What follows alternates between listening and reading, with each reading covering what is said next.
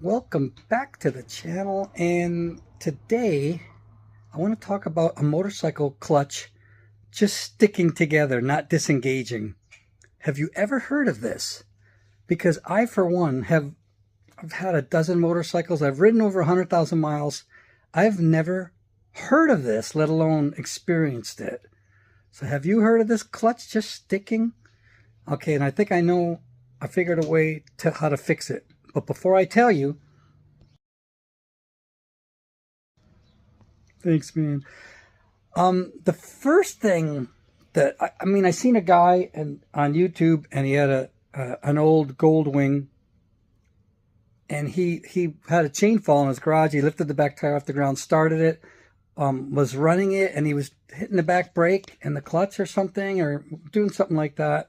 And another person said something about you can like ride it and then hit the back brake and the gas at the same time and stuff to kind of, I don't know, shake it loose. And I tried that, and I was going around my little subdivision here in first gear. I had my wife and my daughter give me a little push, and I kicked it into first. And I was riding around, and I was trying to hit the back brake while I was hitting the throttle, and a couple times I just would skid the back tire.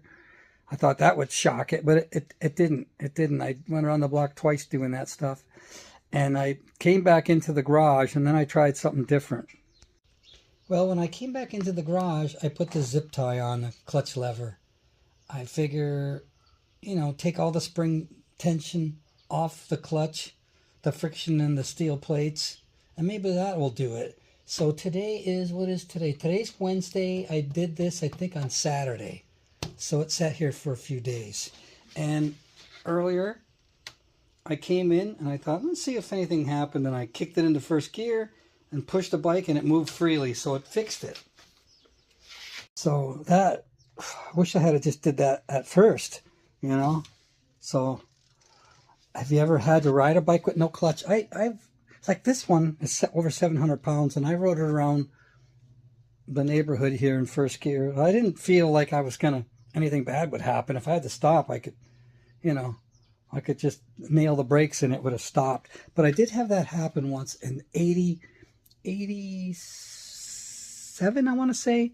I went to the drag strip on my GPC, and my wife came, and she had an XT200 Enduro, and the clutch cable snapped. So I drove the XT200 home, and she rode the GPZ home. And that bike was only like 198 pounds, 220 pounds, or something really light. So I would just give it a little push,